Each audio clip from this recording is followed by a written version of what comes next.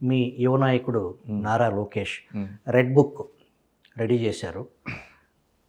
మీ ప్రభుత్వం వస్తే red book పై చర్యలు ఉండే అవకాశం ఉందా? డెఫినెట్గా. అంటే మరి ఇంత అమానుషంగా చేసినప్పుడు, వాళ్ళ సిస్టమ్ని ఇంత మిస్యూజ్ చేసినప్పుడు, ఆబ్వియస్గా లోకేష్ గారు సిస్టమ్ని రైట్ వేలో యూజ్ చేస్తారు కదా. ఇప్పుడు ఎవరు పడితే వాళ్ళని పోయి ఏమి చేయరు కదా. ఎవరైతే లాని ఫాలో అవ్వకుండా అడ్డగోలుగా ఎందుకు చేశారో వాళ్ళు అడ్డగోలుగా అంటే వాళ్ళకి ఏదో బెనిఫిట్ అయితేనే కదా. జగన్మోహన్ రెడ్డి గారి గవర్నమెంట్ వల్ల ఏదో విధంగా అన్యాయానికి వాళ్ళు సపోర్ట్ చేశారు.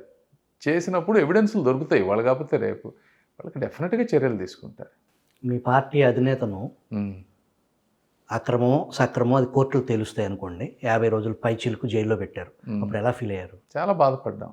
చాలామంది, నేనే కాదు, ఎన్ఆర్ఐలు కానీ ఇక్కడ ఉన్నవాళ్ళు కానీ చాలామంది కళ్ళనీళ్ళు పెట్టుకున్నారు. నాకు తెలిసిన వాళ్ళు కొంతమంది 2 రోజులు భోజనాలు చేయని వాళ్ళు ఉన్నారు. రాత్రి అంతా టీవీల ముందు కూర్చున్న వాళ్ళు ఉన్నారు. మేము అప్పటికప్పుడు ఆ రోజున వచ్చాం. లోకేష్ గారితో 2 రోజులు ఉన్నాం.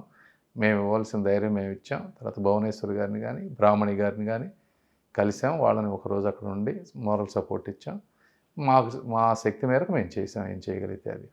పాశ్చాత్య దేశాల్లో సిస్టమ్ ఎలా పనిచేస్తుందో మీరు స్వయంగా అక్కడ ఉన్నారు కాబట్టి మీకు అనుభవం ఉంది. ఇదేంటి కర్మ, ఈ మనిషికి ఇట్లాంటి పరిస్థితి వచ్చిందేంటి, ఈ సిస్టమ్ ఏంటని చెప్పి ఈ సిస్టమ్ మీద బాధేస్తుంది. చాలా చాలా బాధాకరం. ఇక్కడ సిస్టమ్ అంటే రైట్గా బతకాలనేవాడికి కొన్ని విషయాల్లో చాలా ప్రాబ్లమాటిక్గా ఉన్నమాట వాస్తవం. నేను ఈరోజు రాజకీయాల్లోకి రావడానికి అది కూడా ఒక బలమైన కారణం. చూసి తట్టుకోలేక ఇంకెన్ని సంవత్సరాలు, నేను 25 సంవత్సరాల క్రితం ఎప్పుడైతే వెళ్ళానో అదే కోర్టు సిస్టమ్, జ్యుడిషియల్ సిస్టమ్. యాక్చువల్గా జ్యుడిషియల్ సిస్టమ్ ఇంకా కరప్ట్ అయింది ఈ రోజున. పోలీస్ వ్యవస్థ, ఇవన్నీ ఏంటంటే చాలా ప్రాబ్లమాటిక్గా ఉన్నాయి. వీటి మీద నేను నెక్స్ట్ 30 ఇయర్స్లో విపరీతంగా 1 by 1 ఫైట్ చేయబోతున్నాను.